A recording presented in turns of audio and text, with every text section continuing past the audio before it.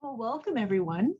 This is our April North Dakota Local Food Development Alliance meeting. And I am so excited to see some new faces in the room that people I've never met before. The North Dakota Local Food Development Alliance exists to help strengthen and create local food systems in North Dakota. We've existed since 2017. We are now a 501c3. We do have a board of directors that directs our activities. But we really exist as a connecting point and a meeting point to bring together everyone who is working to build North Dakota's local food system. We've found that there are lots of people who really care about local food in our state, but we don't always know what each other are doing. Sometimes we end up duplicating efforts, and we believe that we can achieve more if we coordinate our efforts and work together. So that is why we meet every month. And we know that the foundation of a healthy local food system is those relationships. So we always start with introductions so that we can get to know each other. And so we're going to go around and share who we are, where we're at, and what our role in local foods is. And since we're talking about farmers markets this month, Felicity, what was our question? What is your favorite farmers market item or vendor? Yes. So at your local farmers market, what's your favorite product or vendor? So I'm Stephanie Bloomhagen. I am in Bottineau, North Dakota. I am the executive director for Farms. We provide a beginning farmer education and support. And I'm also the current board president for the Local Foods Development Alliance. And my farm, gosh, there are so many.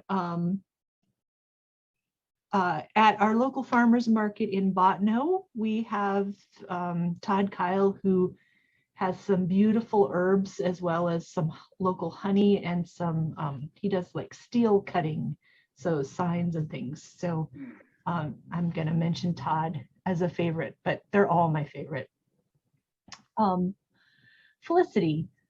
Yeah, my name is Felicity Merritt. I'm the coordinator for the North Dakota Local Food Development Alliance, and some other things too, but that is my capacity today.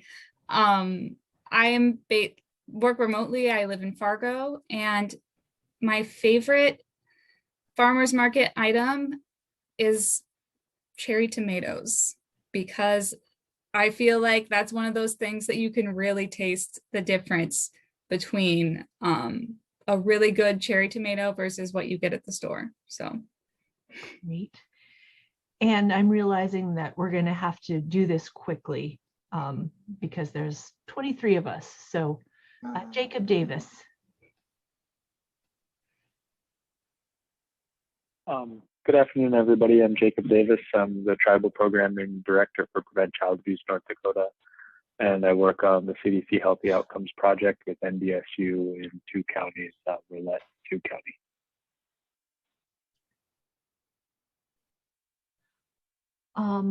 Holiday Van Shiver. Yeah, I never use that last name. Did you know that, Stephanie? I just go by Holiday. Holiday. But I'm kind of, I get cornered all the time to use that last name that I abandoned years ago. And I just go by Holiday nowadays. And I work for the USDA Rural Development. I'm the Native American Outreach Coordinator there, and I'm stationed here in Bismarck, but I've been working from my home since, March, a couple of Marches ago. Cloistered here, cocooned. My favorite item is are peaches, fresh, cling peaches. Yeah. Thank you. Lucas?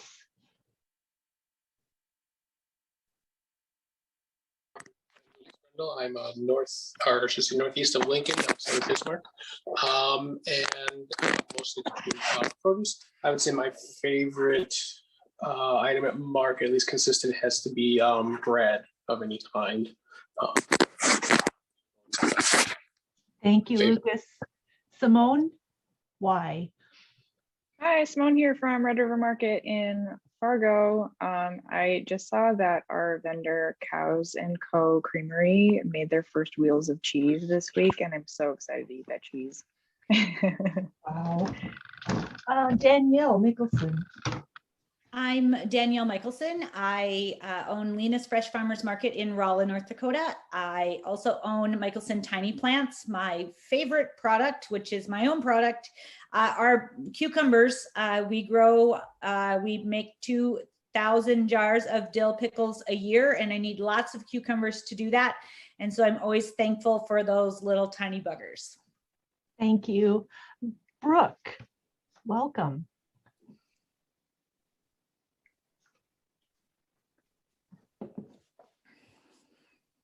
Are you there, Brooke? We will come back to you. Claire Lostetter. Hi, my name is Claire Lostetter, as she said, local foods coordinator for Bismarck. So that's under Parks and Recreation here, Bismarck Parks and Rec District. And I also work with Bismarck Farmers Market, Bismarck Farm to School, and the Bismarck Community Orchard, and then whatever else comes up. This is an impossible question. I don't know. I would have to cherry tomatoes, maybe, like Felicity said, or bread, as somebody else said. But we have at Bismarck and the other markets in our area, there's just so many amazing products. Craig Burns. Okay, so my name is Craig Burns. I'm in Grand Forks. I'm an assistant professor of social work at UND.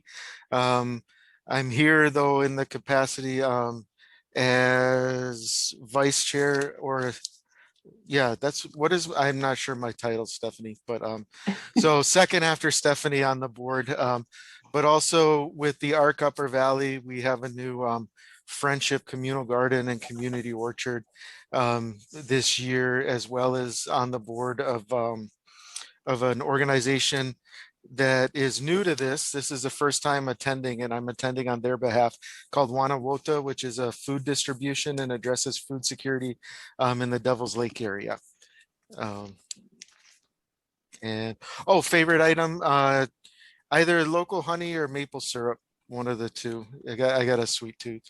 So Wonderful. Lindy Berg.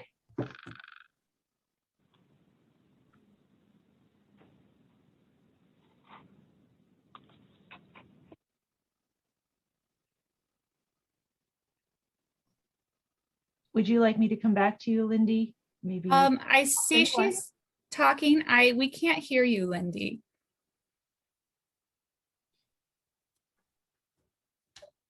We will come back to Lindy. How about now? Oh, there you are. Okay. I had to change my speaker.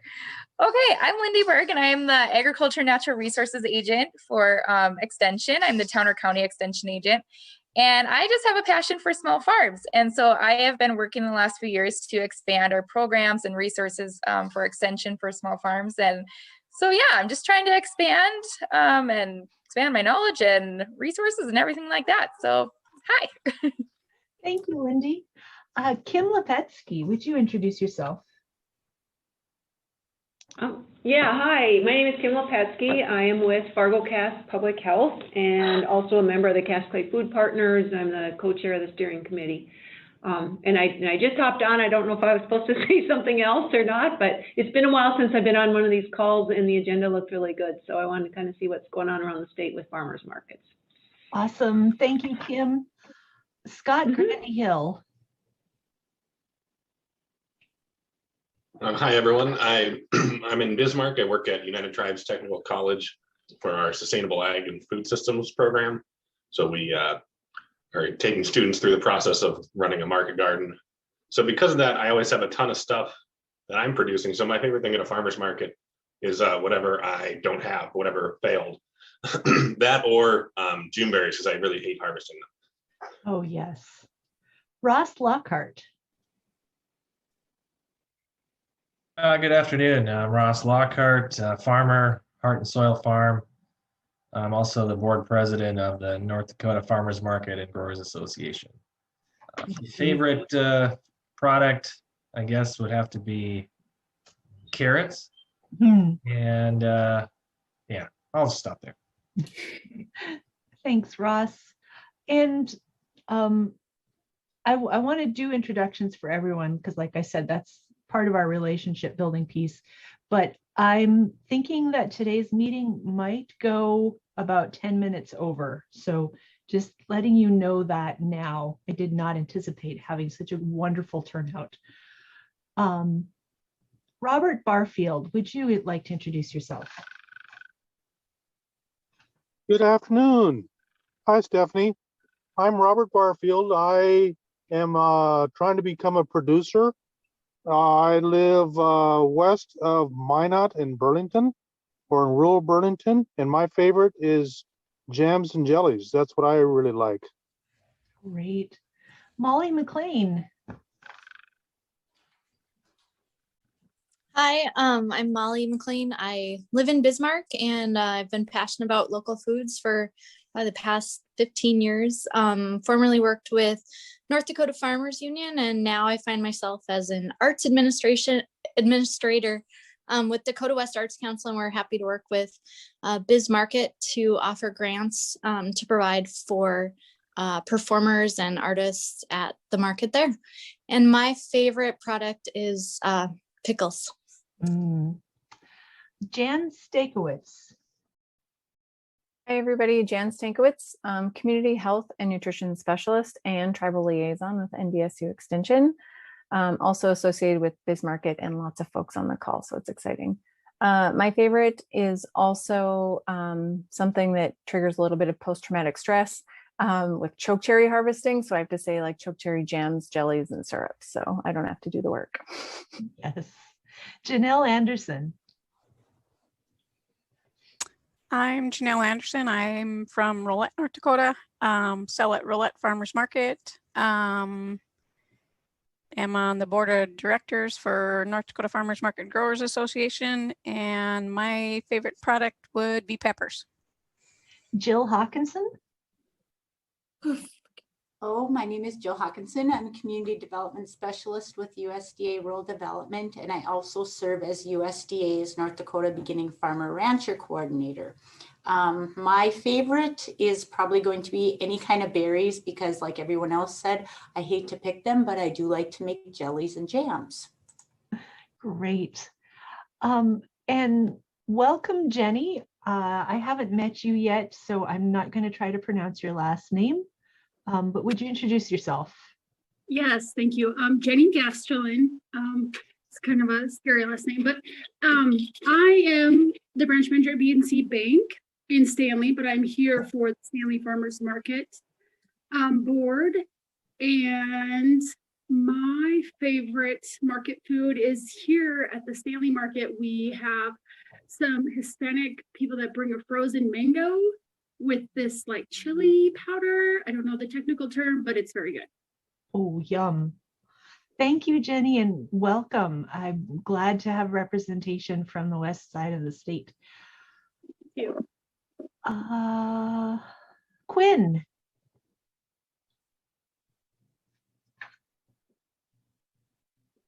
Oh, I don't know if that worked. Okay, hold on. I'm not sure you can see, but anyways, hey guys, my name's Quinn. I'm from the central part of North Dakota, but typically I've been working with Dakota College in Bottineau. Been working on a few things up there, and I've just kind of been trying to involve myself with the local food arena. So I'm here as a spectator as well as hopefully an activist one day. Thank you. Thank you, Quinn. Dawn Hagan. Hello, I'm Dawn. I'm the administrative assistant at the Rough Rider Center in Watford City. And I'm on the board for the Watford City Parks and Recreation Foundation, and we'll be working with the Watford Market this year. And my favorite it's a cucumber, I would say, from the garden. Thank you. And Brooke, let's try you again. Brooke, is it Doomer?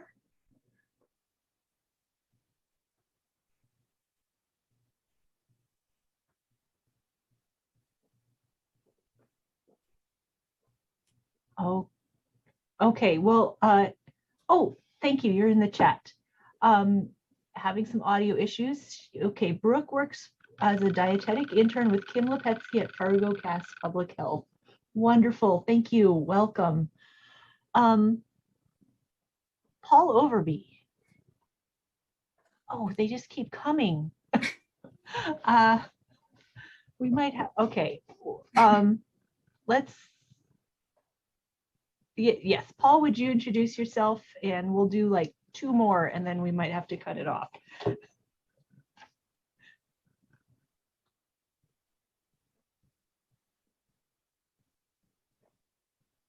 Okay, I'm going to move on to Diane Moore. Hi, I'm Diane. I'm from Rock Lake, North Dakota, and I am involved in Candu Farmers Market and Roulette Farmers Market. And my favorite is probably corn. Thank you, Diane. Okay, in the spirit of moving the meeting along, if you haven't gotten to introduce yourself, please put your name and where you're from in the chat box. So thank you, everyone. Again, I'm delighted at the turnout we have today. Felicity, would you like to introduce Ross from NDGA? Yeah, so you did hear Ross introduce himself earlier, but he is the president of the North Dakota Farmers Market and Growers Association. And I asked him to talk just a little bit about the role that the association plays with farmers markets throughout the state and some of the grants and opportunities available through them. So I will go ahead and stop sharing my screen, and Ross, feel free to take it from here. Thanks. Hi, well, good afternoon, everyone. I didn't prepare any slides for today, so we can just do the Brady Bunch screen for this portion of the meeting. So yeah, I've been with the North Dakota Farmers Market and Growers Association for a number of years, both as a member and more recently as a board member and now board president, which I don't, sort of one of those jobs where you get voluntold to do it, and I guess I'm the lucky guy right now. But in general, our organization is dedicated to supporting farmers markets throughout the state of North Dakota. I believe we have membership of around 50 some markets that are members in our organization and participate in our programming. Primarily, we do an annual conference every year in partnership with the North Dakota Department of Agriculture, the local foods conference, and where we try to bring in speakers and have workshops and educational opportunities for market vendors. Last year, unfortunately, we didn't really get to do much of a conference due to obvious reasons, but we usually have that at different locations throughout the state. We've been doing it in Mandan the last few years, but we try to move it around from different parts of the state so different vendors can have a chance to travel and attend that conference. In addition to the conference, we do different programming. It varies from year to year. Sometimes we do farm tours and other educational opportunities. We offer, as Felicity said, we do a number of grant programs, really as a way to kind of encourage those that want to get involved in market gardening and farmers markets to give them a little seed money. We have a number of different grant programs. We have a new vendor grant. We have a mini grant. Last year we introduced a COVID grant for farmers markets so they could buy extra supplies for things like hand washing stations or tables or things like that to make their markets safe for customers. We've introduced some new grant programs in the last year, some youth grant programs. We have a youth group grant for organizations like 4-H if they wanted to plant a garden or something and then donate that produce to the food bank. That would be an example of one of those types of grants. And we also introduced a youth vendor grant. So for the under 18s out there who might be interested or thinking about getting involved in farmers markets, we're trying to encourage that among our youth. So we tried that out last year, and we actually had, I think we gave out 6 grants, and we're excited to see those folks go on and maybe start their own business or maybe make a career out of it, which is kind of essentially what we're trying to do is encourage small scale farms and direct to consumer sales through farmers markets. So that's a high overview. Anything else you want me to talk about, Felicity, or questions for me? No, I think that is, I just kind of wanted the broad overview so that farmers and people maybe interested in starting farming would have somewhere to start. I put the link to the application to join the Growers Association in the chat. And people may be wanting to apply for those grants. You have to be a member first, I believe. And I'm not sure if your grants are on a website at the moment, Ross. That's a good question. It's my understanding that people should contact Keith Knutson at Dakota College at Botno. Yes, that's correct. You can also reach out to me directly, and I can provide a copy of the grant applications. Okay. We've been having some technical difficulties with our website recently, unfortunately, so those grant applications aren't available online. So we're trying to get those up and active so folks can apply for those programs as soon as possible. So would you put your email address in the chat? And sure. I might be able to give links to the 2020 versions of the vendor grant and the mini grant in the chat while we continue the meeting. All right, I think we will keep moving. The next person we have speaking today is Jan, and I asked her to talk about setting up SNAP for your farmers market and some of the logistics around getting that going. Yeah, thanks everybody. Glad to be here. Again, so NDSU Extension is working on a few different things in relation to farmers markets and local foods. But specifically today, I'm just going to chat a little bit about what we're doing to build capacity and increase the capacity around farmers markets, accepting SNAP and implementing double up programs at their markets.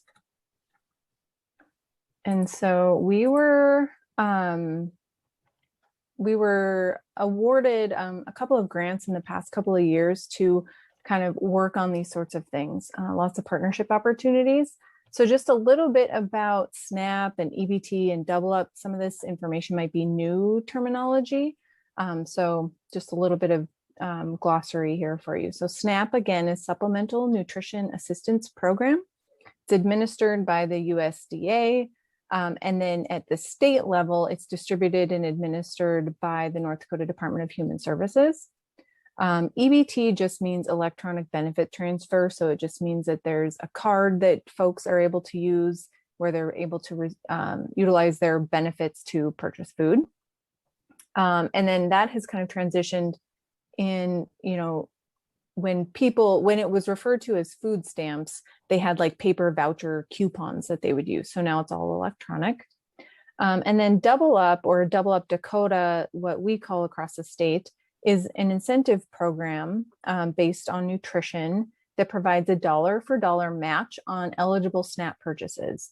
So again, it's furthering those food dollars, increasing access to local foods while promoting fruits and vegetables. So NDSU Extension is interested in the local food development piece and economic factors, but also the health and wellness piece.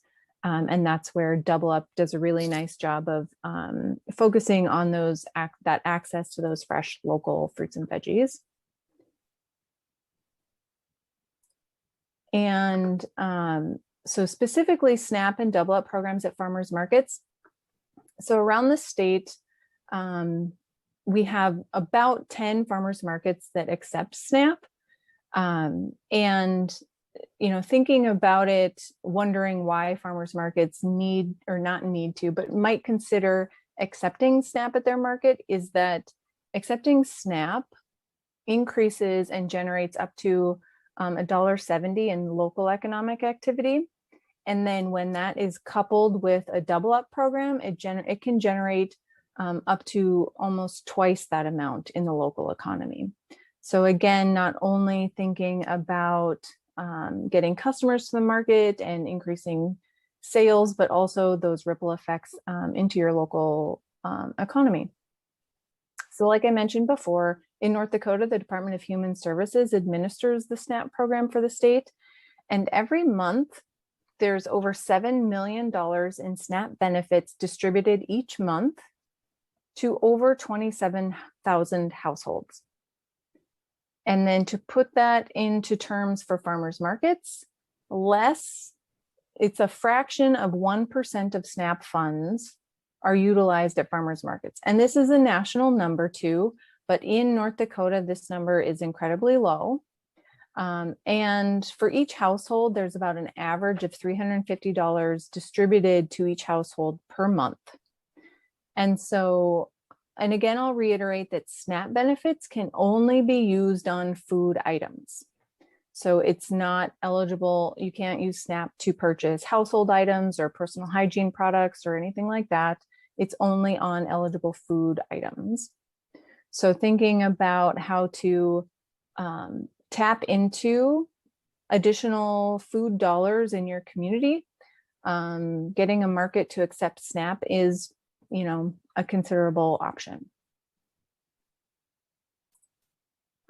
So moving into how to get your farmers market authorized to become SNAP accepting, it is a federal application through USDA FNS, which is the Food and Nutrition Service. There's an online application process. It takes about 45 days to find out once you submit. It takes you about 45 days to find out whether your application is approved or denied. For farmers markets, you do have to name and select a responsible official, and then that responsible official's personal information is attached to the farmers market. So similarly to if a large-scale grocery store was applying to accept SNAP, they would also have to attach identifying information, not necessarily personal information, but business-related information. And so with farmers markets, you know, varying so much in governance and operation, it is one of the only ways to kind of mitigate potential fraudulent activity. And so it just kind of gets a little bit more skin in the game when we talk about, again, program fidelity. So things like social security number, date of birth, address, those kinds of things are required when submitting. Then once that approval process happens, you get certain equipment that can read EBT cards, can read those SNAP cards. Implementing some training for the market is a really good idea. Training for vendors so they know what's acceptable, what's an allowable sale, what's ineligible. Training for the market manager so they can understand the operation of the program, understand, you know, at least some of the fundamental and foundational things for the SNAP program.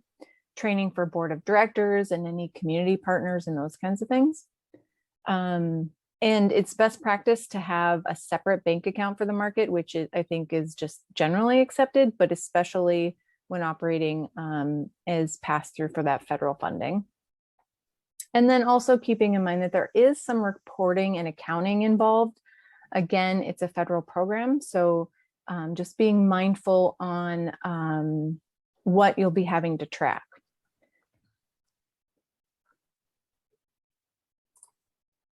So specifically what NDSU Extension is working on currently is working with a cohort of farmers markets, 7 farmers markets across the state. Some of them are on today. So it's good to see everybody. So we've got Stanley Farmers Market, North Prairie Farmers Market up in Minot, Capitol and Bismarck Farmers Market in Bismarck, Rolette Farmers Market, Spirit Lake Mobile Farmers Market, and Twin Towns Gardeners Market in Wahpeton. And the farmers market, those farmers markets were the one who signed up and elected their markets to kind of participate. And some goals of the project would be to expand knowledge and expertise within SNAP Ed and Extension, but also within the farmers market community across the state. And so also providing training and technical assistance to those markets, again, with the mindset that this would be a long-term gain for farmers markets across the state. We are supplying funding for communications and promotion of the market. So that would look like advertising, printing, signage, those kinds of things. And then we also are able to fund the actual incentives. So those Double Up Dakota incentives we're able to fund for 2 years. So again, it's kind of building up those farmers markets to, one, get SNAP authorized, excuse me, and then also implementing that Double Up program for years to come. So again, looking for long-term benefits and gains.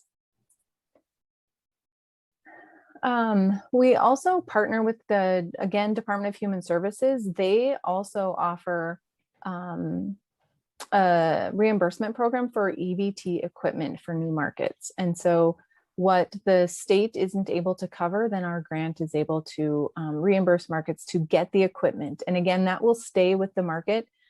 So it goes past the project and funding. And so in all this, we recognize that accepting SNAP and getting authorized at a farmer's market, it's not incredibly difficult, but in some ways it is complex and can be a little bit cumbersome. So that was just the intent of the project, is to walk markets through and kind of normalize and get folks a little bit more ready to move forward with SNAP acceptance. And then we're also able to provide market manager wages. So this might be a new concept for some markets, that they've never had paid staff or never had the capacity to pay staff. So we've got funding for that. And again, I mentioned the marketing and promotion, the technical assistance and training pieces. So again, we're walking through the process with those markets. You know, when they run into bumps in the road or some hiccups along the way, we're increasing Extension's capacity to address those kinds of issues, as well as the farmers market capacity. And training, that looks like monthly check-ins and offering some hands-on training for what it looks like to go through the process, what it looks like to implement those Double Up programs, and then also things associated with grant writing and increasing their own capacity to further the programs once the project ends. And as I mentioned, we've got those 7 farmers markets on board. So the cohort model is really proving to be beneficial for us. The sharing and the learning that happens within those monthly check-ins and trainings is super beneficial. And it's just really nice to see the markets kind of coming together and sharing experience and those kinds of things. And so then those partnerships are kind of in and amongst the farmers markets, as well as, you know, thinking of ways to tap into maybe some non-traditional partnership opportunities that otherwise wouldn't be presented. And along the way, we've found some keys to success, knowing that it's, you know, not a cookie cutter approach and everything looks very differently for lots of markets.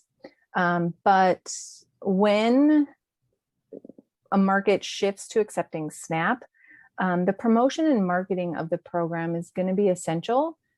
You're tapping into a new audience that might not consider going to the market on a regular basis.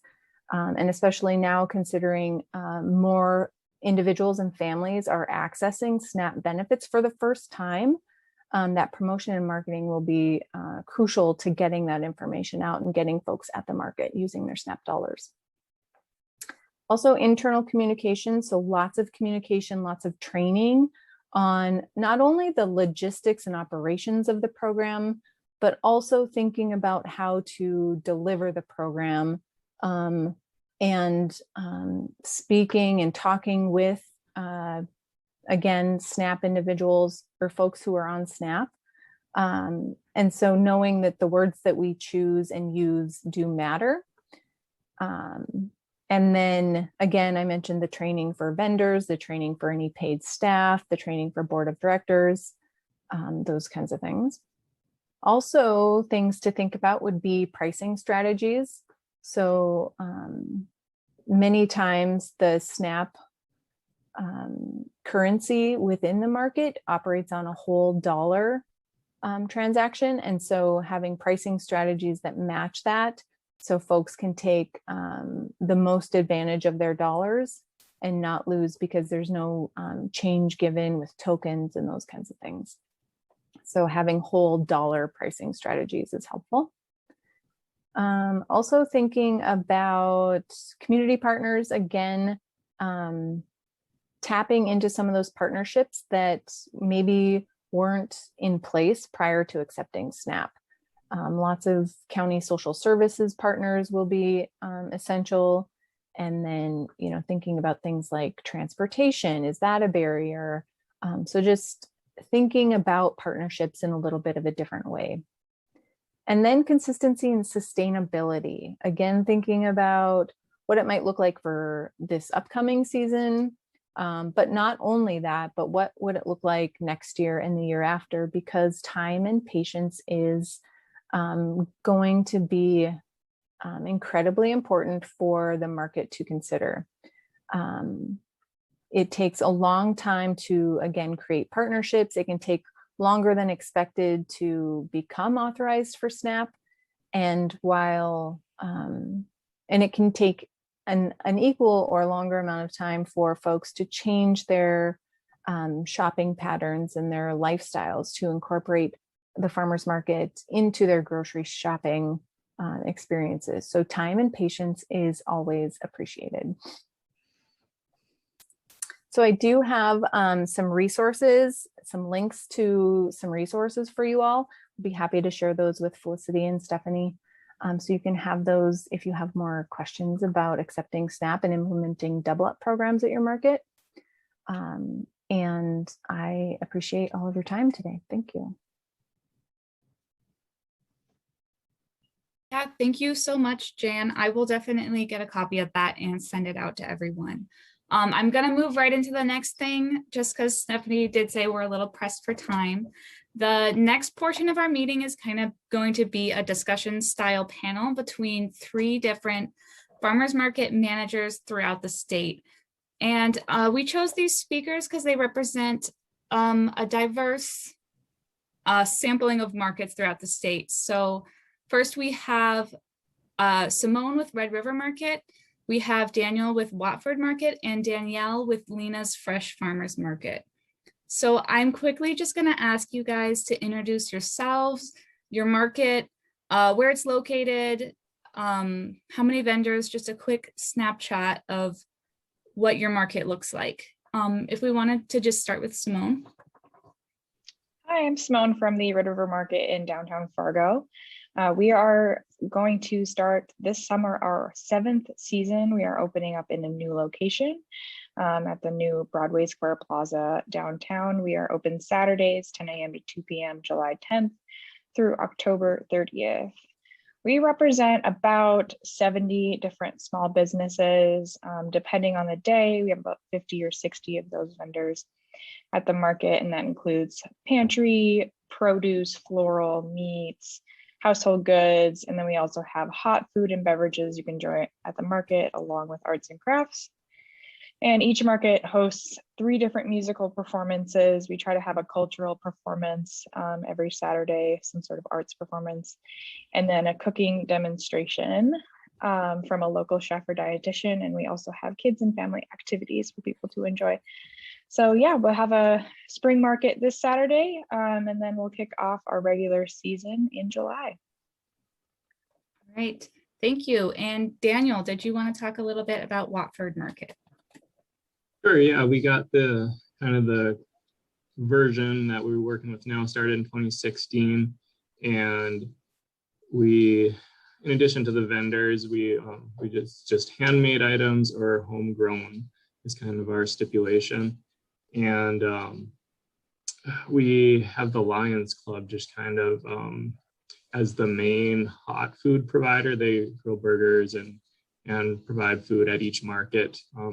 We're now at our new, it's called Pelton Nature Park, and it provides it's a concession space, so it's a built-in everything, so it's pretty easy for the Lions to do their thing.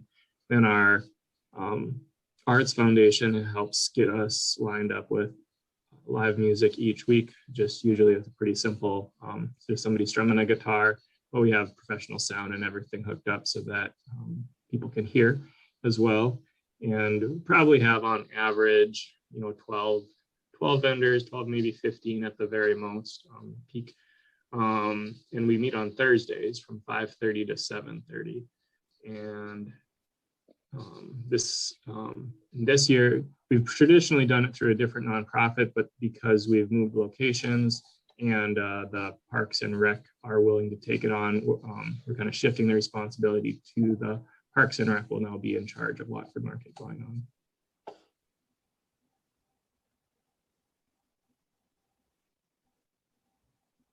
Sorry, Danielle, did you want to talk a little bit about your market? Sure. So I have the smallest market of the three that we're doing. I have Lena's Fresh Farmers Market in Rolla. We are right on Main Avenue, and we're a little bit different than your average market just because we have both an indoor and outdoor space right in the same vicinity, right on Main Avenue in Rolla. We have approximately, well, the most we had last year was 6 vendors. On a regular basis, we have 3 or 4. We are open July 1st to October 31st, and we're open 2 days a week. So we're Wednesdays and Saturdays from 8:30 to 1. And we have a variety of items, fresh fruits and vegetables, of course. We have baking, and we have meat. We have a meat vendor now. That's a beef vendor. I shouldn't say just meat. We have eggs and eggs and honey. And when Ross was talking about youth grants, we actually had 2 of those youth grants right in Rolla. And so we have 2 young vendors who are expanding and starting to fill our gaps of number of vendors. So we are excited. We are on an upward trend. We're excited upon our growth. My cat is crying behind me. Sorry about that. And that's it. That's me.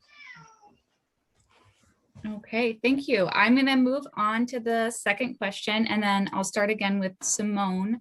I wanted to know what you are most proud of about your market. Yeah, definitely the focus in the last year has been improving our SNAP program. Like Jan was just talking about, so that fits in perfectly.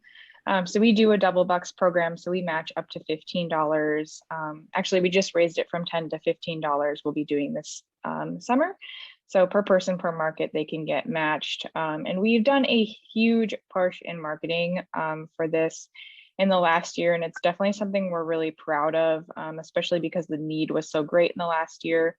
And a financially difficult time for a lot of families and a lot of new people who were on SNAP possibly for the first time. So usage due to the marketing efforts and the increased need of our SNAP program increased by 207% last year. And we were able to partner with a bunch of different nonprofit organizations, government agencies. We partnered with West Fargo Public Schools when they were doing take-home bags for all of their students. We got a flyer in every take-home bag for that school. It has a lot of, that school district has a lot of low-income neighborhoods, and we were able to distribute over 2,700 posters and flyers to different organizations. And those posters were translated into 4 different languages: Somali, Spanish, Arabic, and Swahili. So we were able to reach a lot of different families in our community. And that's something that we are expanding this year. We are doing more languages. We are partnering with more nonprofit organizations to really help get the word out. We are actually having a spring market in West Fargo to be able to access more community members. So that's definitely something that we've put the focus on and are hoping to expand to just be a better community partner and not just be a farmer's market as a place to sell, but a place that serves others and is welcoming to all. Yeah, thank you. Daniel, what are you most proud about your market? Well, I guess what makes me excited is when I see people that are new to the community, as well as people who are old timers in the community, come and maybe meet each other, maybe sit at the same table, just kind of make connections. One of the times I was just making some announcements and I was asking, who's lived furthest away, and we found that there was 3 people that had all lived in Russia.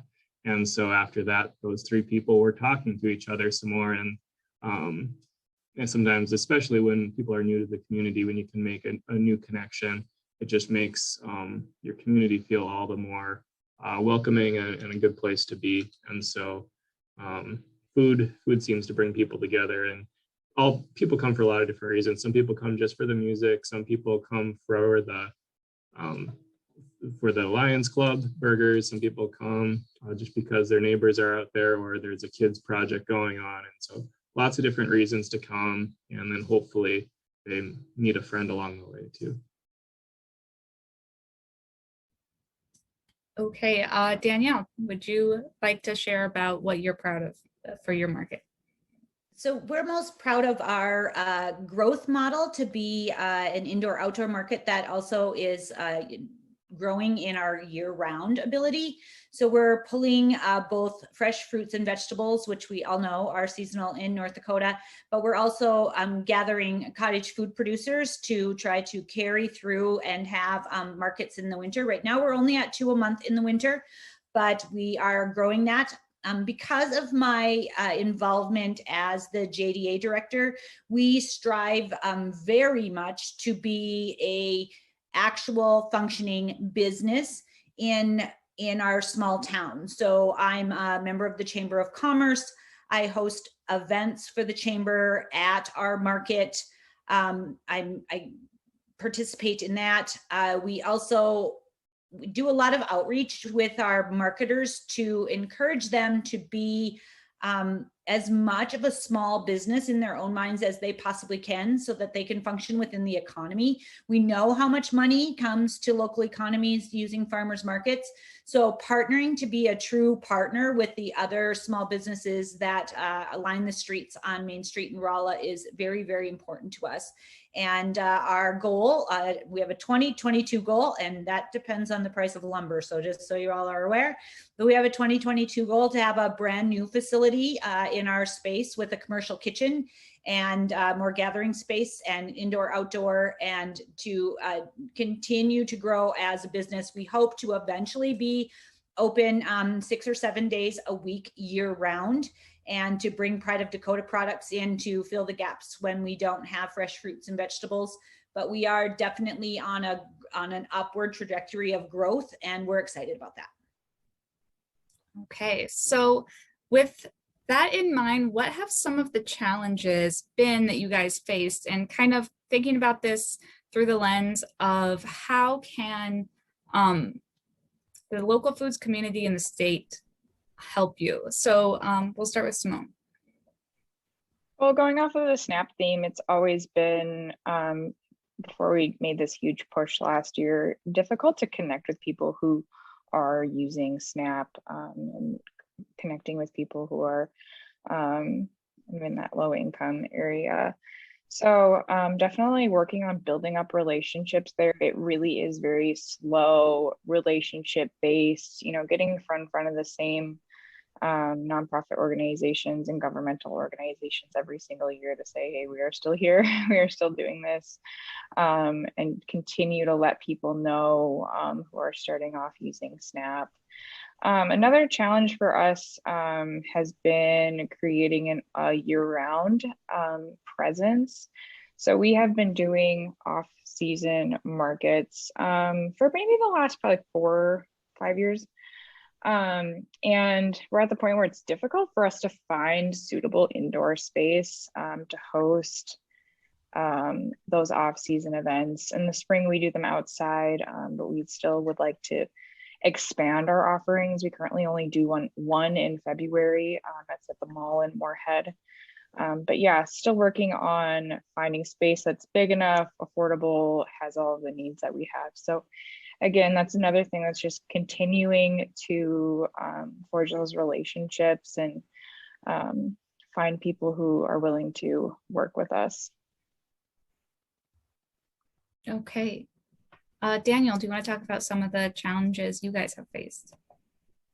Yeah, I mean, I guess all of our vendors are doing it as a hobby. Nobody is doing it as a business, which I guess gives us less pressure as a market, you know, in case we have to cancel for weather or whatever. Now we're going to have our Rough Rider Center be our backup location, so we'll never have to cancel for weather, which is good. So I guess it's a challenge, especially when we have new people moving into the community who came from an area that's more moderate climates, and so they expect to see the same product each and every week. Or they, you know, they're like, well, where's the lemons at, or where's the homegrown avocados? And it's like, sorry, you know, we're lucky if we, you know, get tomatoes, you know, the first week in August, you know, type thing. And so it's just kind of educating or just kind of adjusting people's expectations accordingly. And then, I mean, I think as we have great demand for our products. It's just to figure out if there's a way to professionalize it a little bit more so that it's not just, well, I'm just going to go sell my extra vegetables. But if some of our growers actually started being a little bit more thinking about, you know, can I do season extensions with a high tunnel or something like that, so that the product could be a little bit more, you could actually start with some of your mid-season vegetables at the beginning of the season instead. So yeah, I mean, I think what you got, well, I mean, like what Farms does with the beginning farmers, I think that's a great program. I would just have to figure out more people to take it for our vendors anyway. Okay, Danielle, do you want to share a little bit about your challenges? So as we grow and as we have more time and energy and time on Main Street to work, I'm going to jump off of Daniel's a little bit. And it's true that a lot of people do farmers market as a hobby instead of as a small business. And so consistency of marketers at market is difficult. We are there. Michelson Tiny Plants is there every Wednesday and Saturday from July 1st to October 31st. But there are times when it is just us. And so we try to fill all those gaps. You know, we try to bake on the days that the bakers aren't there. And one of the things that we've tried to work on is I have a baker who comes every Saturday, and I'm very thankful for that consistency. But this year we are going to partner that with a baker who comes on Wednesday, so that we will have baked goods. Even if it's not the same person, we'll have baked goods on both times. But as we continue to grow, as we open more in winter months and more days per week, and as we continue that growth pattern, that consistency of product is really important. I think my customers are really good about understanding when products are ready, although every first market in July, I get asked if we have corn every time. So I shouldn't really say that they're good at that, but we're working hard to bring youth in. So like I mentioned with the youth grant, we need to turn that over to a younger generation, and we need to figure out how to bring those young people in. We also need to figure out a way to to have people who have specialties. And so one of my youth vendors, she's going to focus a lot on lettuces and spinaches this year, and she's going to do rotation crops so that she has them throughout the year. And that will actually take a lot of pressure off of me as the vegetable grower, because I won't have to try to regrow, keep track of all of those.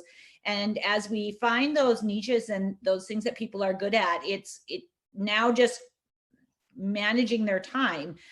There's a lot of people who are not super excited about spending every single Saturday of the summer at market and prepping for that. They want to go to the lake, they want to do other things. So using multiple vendors to even out our options is a good thing for us. It's also our biggest challenge as we grow. Okay, thank you guys so much for talking about your market. I think we had one last question.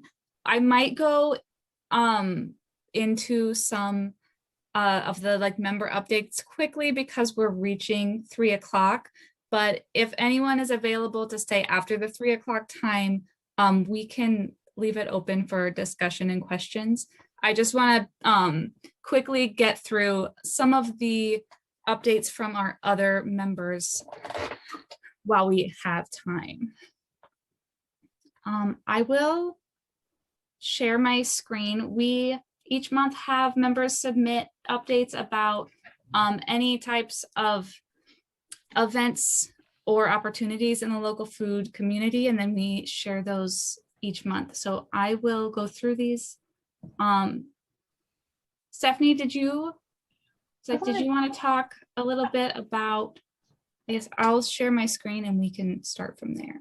I want to be sure we take the recruitment opportunity we have, since we have so many people with us today. Yes. Part of our monthly meetings is to encourage people to join the Local Food Development Alliance.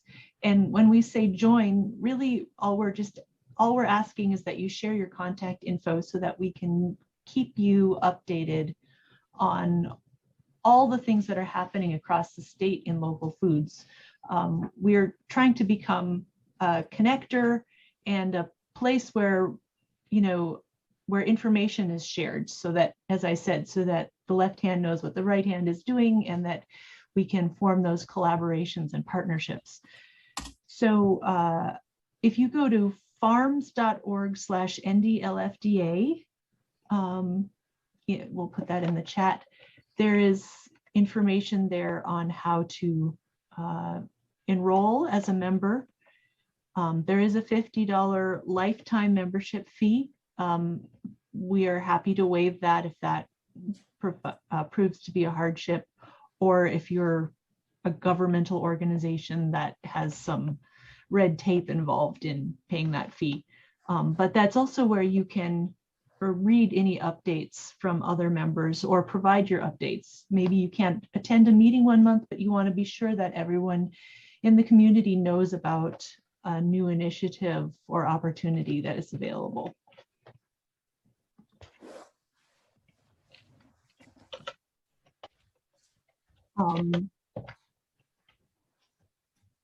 So we are continually working to expand our North Dakota Local Food Development Alliance, and we are working out what new directions we should be taking, if there are initiatives that we should be pursuing.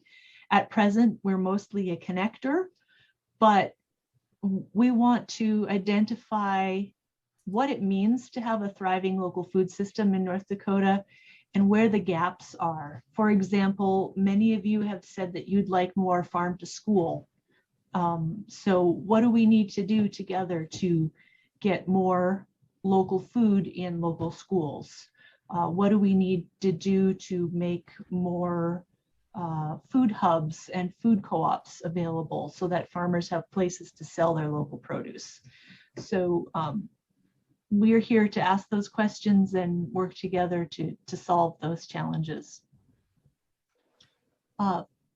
Felicity, could you share the member updates?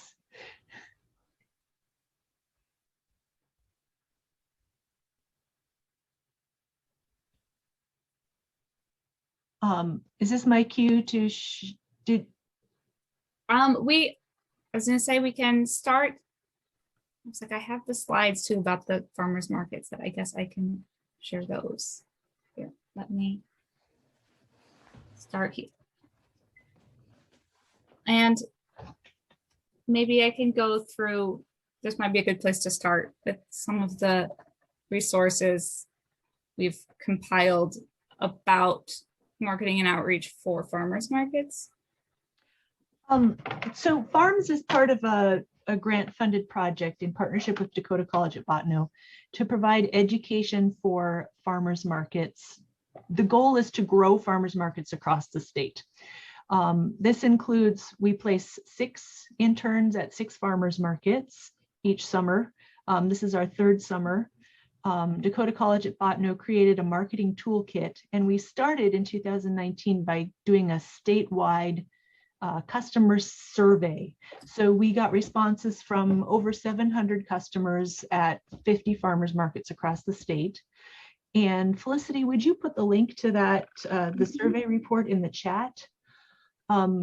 These results are meant to help you grow your local farmers markets. We learned that customers who shop at farmers markets are also shopping at other businesses in their community on the same day, and they're shopping at their local grocery stores on the same day. So don't let anyone tell you that farmers markets are competing for local business. They are drivers of local economic business because people, spend other money in the community when they go to the farmers market.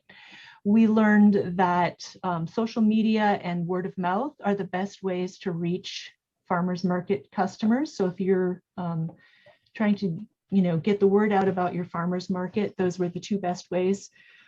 We also learned that most of our farmers market customers are within 5 miles of the farmers market, and they tend to be repeat customers. They're shopping either weekly or every other week. So your customers, the majority of your customers are those loyal customers who come back week after week. So there's lots more information in that survey report. And Felicity put that in the chat. Dakota College at Bottineau also worked with a marketing firm to create a mini marketing toolkit. And Felicity has also put the links to that in the chat. There's resources on how to improve your social media game, how to, there's some sign templates there. So take a peek at that. And then FARMS provided education for the 6 interns, but we also made some of that education available to markets. And we're looking at ways to make more marketing education available to market vendors and market managers. So we are planning a webinar in May, so stay tuned. The key thing that customers said was they wanted to see more vendors at farmers markets. So this season, as people are planting and planning for the coming summer, seems like a good time to have a webinar for new market vendors. So we'd like to provide, okay, so you want to be a new farmers market vendor. What things do you have to consider? What supplies might you need at your booth? What can you learn from other farmers market vendors so that you'll have a great first season and want to continue doing this? So please stay tuned for that, and please let me know if there are topics that you would love to learn about. How can we help you grow your farmers market? How can we help you as a market vendor expand? What we've already done was for the last season for the interns, we, if you scroll to the photos, Felicity, we had a webinar on food photography for farmers with a local photography instructor. We had a webinar on fundraising for farmers markets. We provided lots of social media education to our interns, and we brought in a social media consultant to do some social media webinars. And some of those are recorded on FARM's webpage at farms.org/marketing2020. Yep, okay. Oh. I'm sorry. The last thing I want to be sure everyone knows is that we are recruiting interns for this coming season. We're paying interns $15 an hour for up to 15 hours a week. We need interns at Minot Farmer. So one per market at 6 markets. Red River Market, Town Square Market, Bismarck, Minot Farmers Market, North Prairie Farmers Market, which is also in Minot, and then the Spirit Lake Mobile Market at Fort Totten. So farms.org/farmers market interns has information and an application there. So help us find our awesome team of market interns for summer 2021.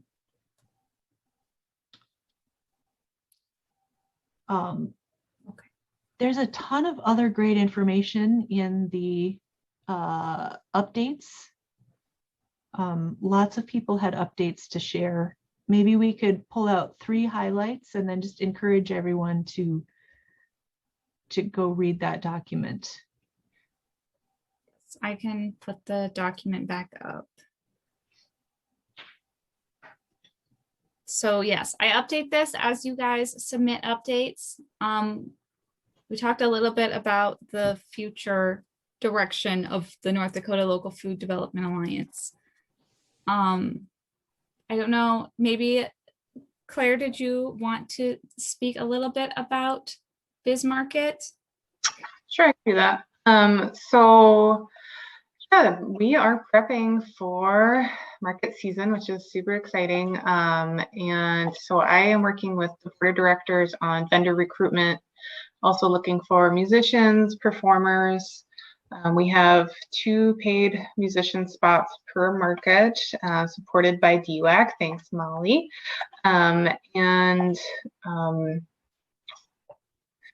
Also, yeah, as Stephanie said, we're doing the intern program. So if you know anyone in the Bismarck-Mandan area, we're also hiring a market manager. That is more of a priority, to be honest, than the internship, because we need somebody to run our Saturdays.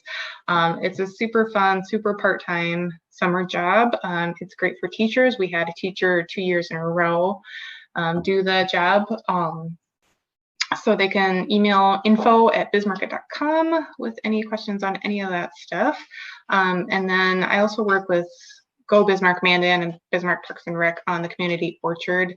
So if anybody in this area looking for a volunteer opportunity, the orchard is a great spot for that.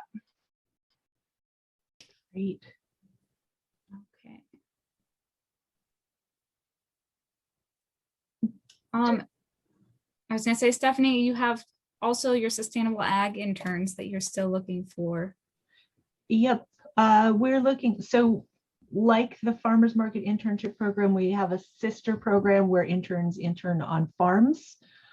I'm still looking for an intern for Hiddendale Farm, which is Glenn Philbrick's farm near Turtle Lake, and Rognerud Farm, which is Don Rognerud near Grand Forks. So farms.org/ag interns if you know anyone. Jill, do you want to say anything about the value added producer grant? Sure. Hi. Yeah, we have our value added producer grants open through USDA Rural Development right now. And those are open for farmers, ranchers, and farm and ranch cooperatives. And what they are is grants. Examples are like we have planning grants and then also the working capital. And the planning grants are for like conducting feasibility studies, developing business plans for processing and marketing, anything related to adding value to an agricultural product. And then our working capital can be used for processing costs, marketing and advertising expenses, and then also some income and salaries. So it's a very good opportunity. We really want to see people applying. And so we've been trying to promote it to agricultural producers across the state here. And we have 76 million in total available funding across the country. So, and there is some COVID-19 relief funds that we got for fiscal year 2021. please, if you're interested in it or you have any questions on it, you can sure give me a call and I can provide a little bit more information. We'll mention the planning grants are up to $75,000 and the working capital grants are up to $250,000. Great. I think there's a great article there from Northern Plains Resource Conservation and Development Council about some beginning farmer efforts in Wisconsin. So I'd encourage people to read that. I think there's some good information from Creating a Hunger-Free North Dakota. And is there anything else that we shouldn't miss, Felicity? That's all the highlights I can think of. I do encourage you guys to read through this.